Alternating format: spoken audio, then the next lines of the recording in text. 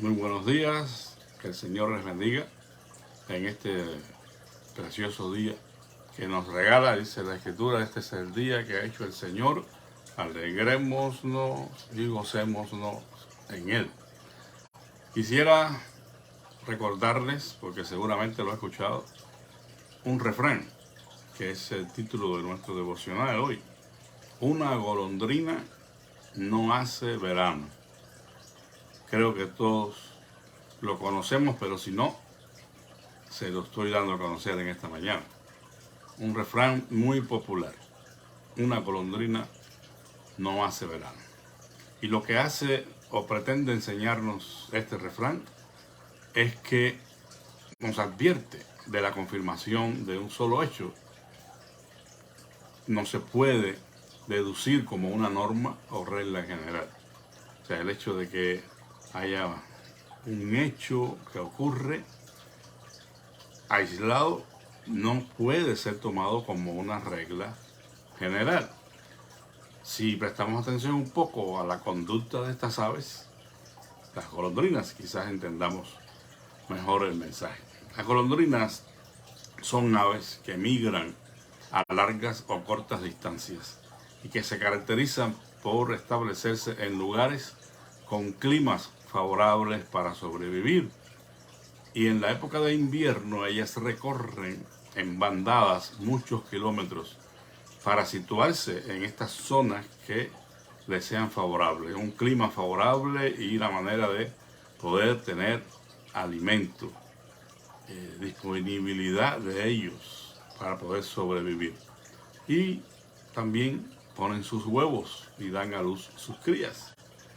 Y como esto hacen las golondrinas, de pronto pues se da eventualmente la llegada de una sola golondrina a una zona X, pero ese hecho de que una golondrina sola haya llegado a cierto lugar, a cierta zona, no quiere decir de que allí está ya el verano o que el verano se aproxima, porque la golondrina esta pudo haberse adelantado. No vamos a decir extraviado necesariamente, pero quizás se adelantó y llegó a este lugar y no puede ser tomado como indicio de que el verano está cerca, solamente porque hay una golondrina que ha llegado. Y eso debe darnos a nosotros un buen mensaje en esta mañana. En nuestra vida cotidiana podemos encontrar hechos o indicios que nos pueden pasar, pero que no se cumplen regularmente. Y eso no puede ser tomado como una norma general. Es muy sencillo si pensamos en el ejemplo de un individuo que migra a otro país y su experiencia no fue la mejor.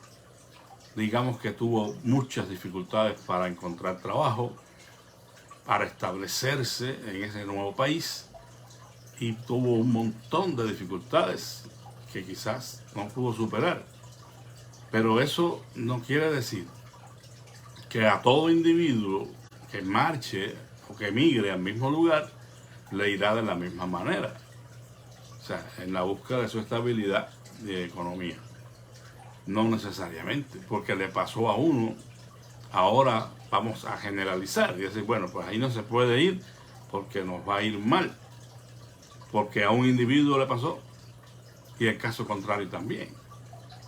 Si le fue muy bien y pensamos que venir a este otro lugar va a ser automáticamente un cambio de vida que me va a dar todo lo que yo quiero, también puede tomarnos por sorpresa, porque no se puede generalizar por un solo caso.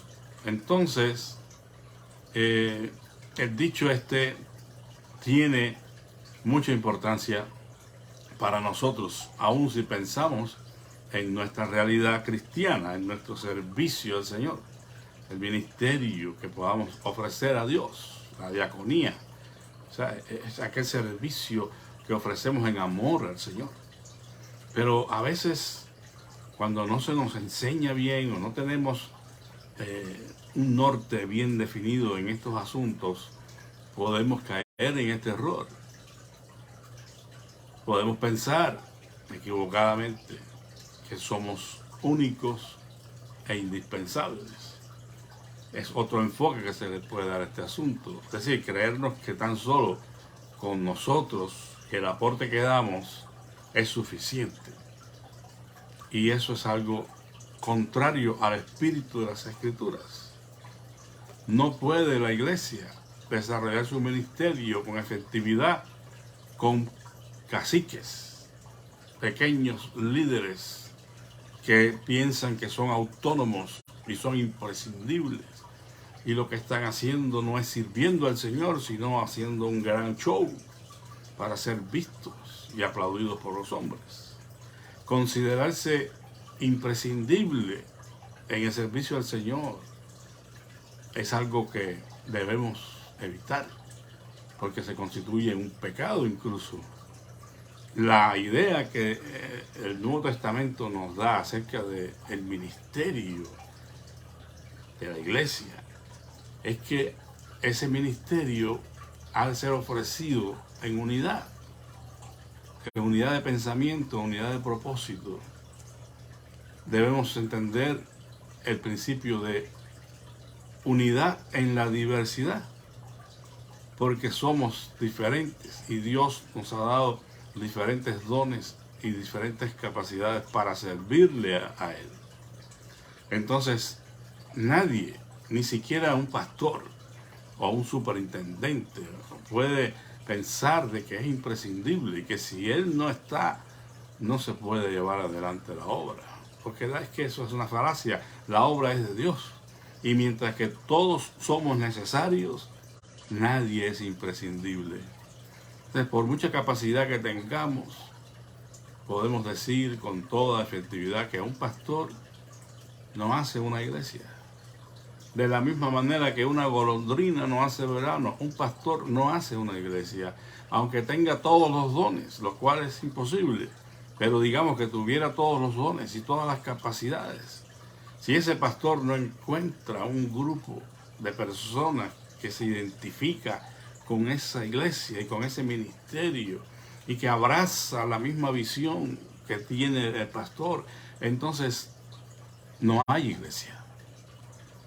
Por muy capaz que sea el pastor o los miembros, si cada uno está, como decimos popularmente, no quiero decir vulgarmente, pero es popularmente, está jalando por su lado.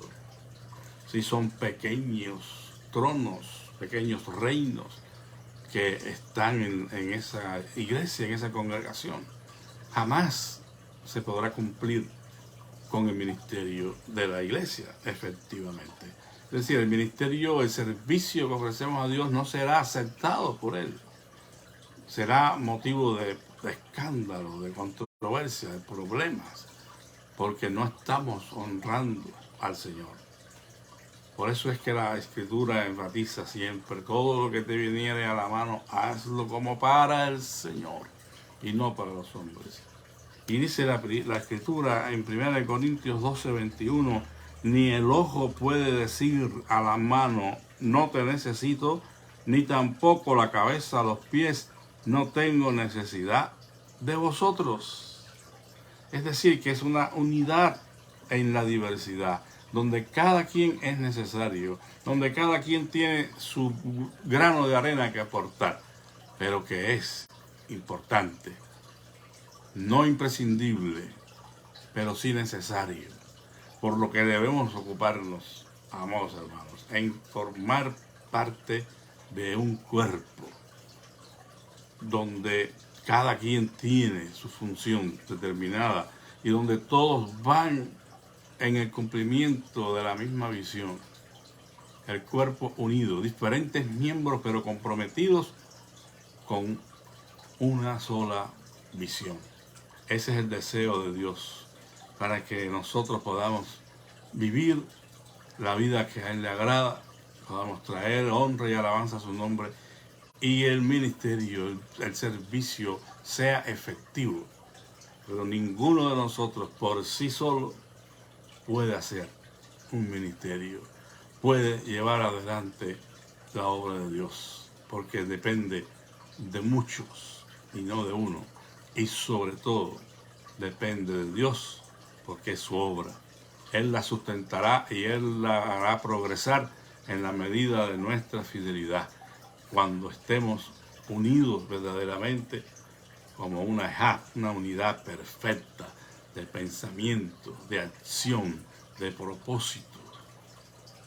Ese será el gran secreto para que entonces sí podamos hablar de un ministerio sólido, de un ministerio que progresa.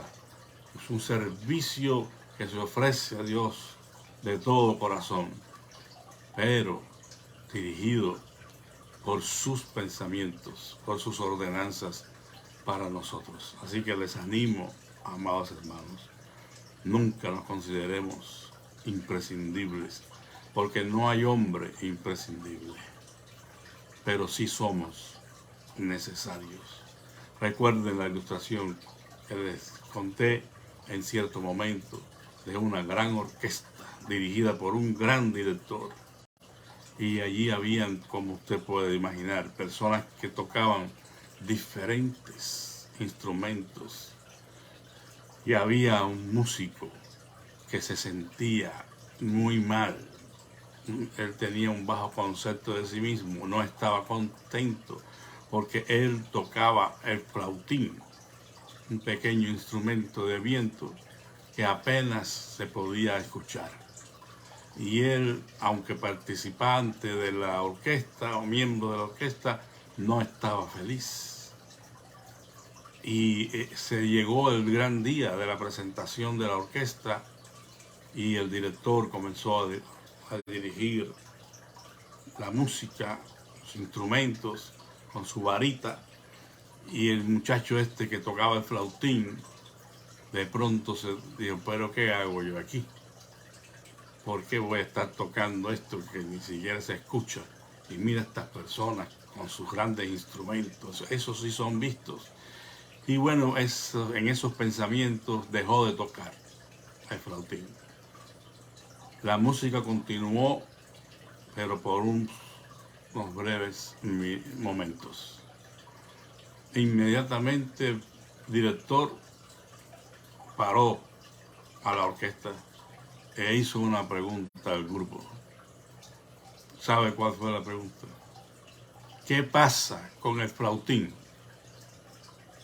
El director se dio cuenta de que el flautín no estaba sonando, mientras que este hombre pensaba que su aporte, su participación tocando el flautín no era nada. Para el director era importante. Quizás muchos no pudieran notar de que el flautín había dejado de sonar, pero había uno que sí podía, y ese era el director, porque tiene los oídos afinados para eso. Inmediatamente se dio cuenta de que el flautín no estaba sonando, y aquel hombre entró en razón y pensó, realmente es poco quizás, pero para el director cuenta. Amados hermanos, no importa qué ministerio sea el que nosotros desempeñemos para servir a Dios. No importa la tarea que nos sea asignada, la que podamos hacer. Porque mientras que para los hombres puede haber diferencia, no la hay para aquel que nos mira, que nos evalúa y que espera que seamos fieles en lo poco para ponernos en lo mucho. Lo que pasó con el siervo de la parábola de los talentos, que solo recibió un talento, y esto, ¿qué voy a hacer con esto? Y fue, lo enterró y no hizo nada. Pero cuando vino el Señor a pedir cuenta de la mayordomía, el Señor les reclamó. Y dijo, pudiste haberlo al menos dado al banco y haber ganado intereses, pero no hiciste nada. No pudo decirle las palabras que le dijo a los otros dos, que sí cumplieron. Ven, buen siervo y fiel. En lo poco has sido fiel, en lo mucho te pondré. entra en el gozo de tu Señor. Quizás tu tarea no es tan importante a la luz, a la vista de los hombres. Quizás los hombres hagan diferencia entre el que predica y el que limpia el templo, pero a los ojos de Dios no la hay. Y Dios va a demandar a cada quien por su fidelidad, no por su capacidad. Las capacidades son diferentes, porque el mismo Dios nos ha creado diferentes y nos ha dado diferentes dones y capacidades. Pero Él espera que el que limpia y el que predica sean fieles en su labor. No que el que limpia viene y pasa la escoba, pero no se preocupa por la telaraña o el polvo. No hace bien su trabajo. Dios le va a pedir cuenta por su fidelidad. No le va a venir a decir, ¿por qué estabas limpiando el templo y no predicando? ¿Por qué? Porque Dios no lo llamó a predicar. Le está dando una responsabilidad de limpiar el templo, de cuidar de la propiedad, quizás. Bueno, esas son responsabilidades importantes para Dios. Si el que predica no presta atención a las necesidades de su pueblo, si no invierte tiempo estudiando y preparando la palabra que ellos necesitan, si no está orando por ellos, si no está pendiente a la orden disponible, entonces tendrá un problema también. Porque Dios espera fidelidad y va a demandarla de cada uno de nosotros. Quizás usted sea uno de los que dice, bueno, es que ya yo no puedo hacer mucho. Yo no puedo, pero quisiera, pero no puedo porque mis años ya no me lo permiten, mi salud no me lo permite. Pues usted no tiene por qué sentirse mal, porque Dios no va a demandar de usted lo que no puede hacer. Pero sabe una cosa que usted sí puede hacer, aun cuando está impedido de levantarse de su cama. Y algunos lo dirán, bueno, eso es para consuelo de ellos, por eso siempre dicen lo mismo. No, es que la oración, la comunión que podemos tener con Dios, el interceder por los que sí están haciendo el trabajo, es tan valioso e importante delante de Dios como el que hace el trabajo. Tenemos que depender incluso a veces de esas o esos intercesores que van y se presentan a Dios en oración, peleando la batalla por nosotros. Quizás en el futuro Dios nos diga, mira, estuviste en el ministerio, te mantuviste fiel en la vida cristiana en parte gracias a las oraciones de fulano. Y ese fulano quizás para usted no contaba para nada. Ni al templo podía ir porque su salud no se lo permitía, pero estaba en oración. La oración del justo, dice, puede mucho. Es una oración eficaz. Y no tiene que ser un joven de 30 o 40 años. Puede ser un anciano postrado en su cama. Sea lo que sea que nos toque, seamos fieles. Y nunca pensemos que somos imprescindibles, porque una golondrina no hace verano. Un fiel pastor con todos los dones no hace una iglesia. Una iglesia con líderes preparados, pero que no están unidos en una misma visión, no hace una iglesia, no hace un ministerio agradable ante los ojos de Dios.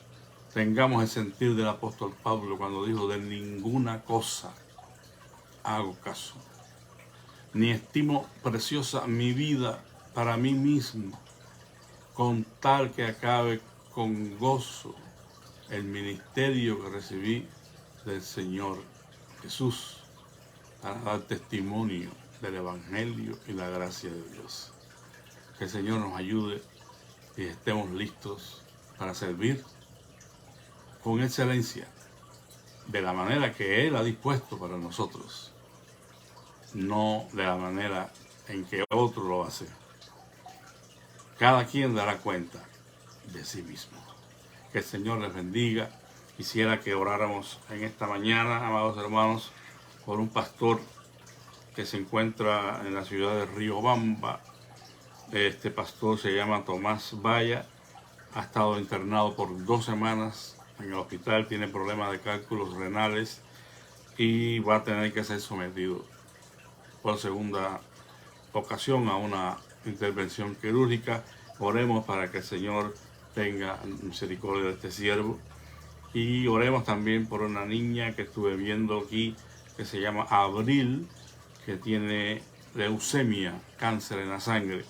Está bajo tratamiento y aparentemente están viendo buenas señales, pero oremos para que el Señor se glorifique en la vida de estas personas y todos los enfermos que nosotros conozcamos, que Dios nos ayude para que no sea un impedimento, para que nosotros cumplamos con lo que tenemos que cumplir. Padre, gracias en esta mañana por la verdad de que somos parte de un cuerpo, donde tenemos como miembros una función que desempeñar, o 2 o 3, depende de lo que tú nos hayas dado, pero que debemos hacerlos moviéndonos en una misma dirección, con un mismo sentir, un mismo pensamiento, Señor. Te pedimos que tú nos ayudes para que seamos hallados fieles y que nos permitas entender de que ninguno de nosotros es imprescindible, pero sí somos necesarios, Señor. Te pido en esta mañana que tú atiendas a las necesidades de los enfermos. Rogamos por este pastor Tomás Valla, Señor, en Riobamba, que tú tomes en tus manos a este equipo médico que le está atendiendo y estos cálculos renales puedan ser removidos y su salud sea recuperada, Señor. Pedimos por la niña Abril, que sufre de leucemia, que está bajo tratamiento, se está observando, Señor, algún progreso. Te los rogamos, Padre, en el nombre de Jesús, que en tu misericordia le alcances y le ayudes a salir adelante de esta situación, Señor.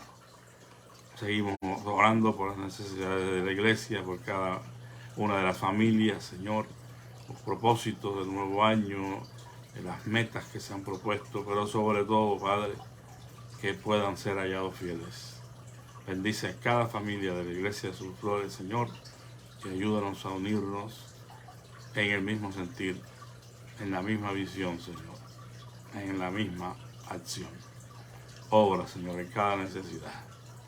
Te damos gracias por todo, Señor. Rogamos que en los planes que vamos a hacer para este nuevo año, Señor, el año eclesiástico, tú nos dirijas en todo lo que tenemos que hacer, la dirección o el escogimiento de los líderes, Señor, que han de servirte. Te pedimos también por la elección del nuevo superintendente de distrito, que tú estés llevando control de esta situación, Señor, y tú pongas a un líder que tú hayas escogido y no que los hombres lo hayan escogido, Señor. Lo ponemos en tus manos. Te damos a ti gracias por todo y rogamos, Señor, que nos guardes muy cerca de ti. En el nombre de Jesús. Amén. Que la paz de Cristo sea con todos. Que el Señor le bendiga. Amén.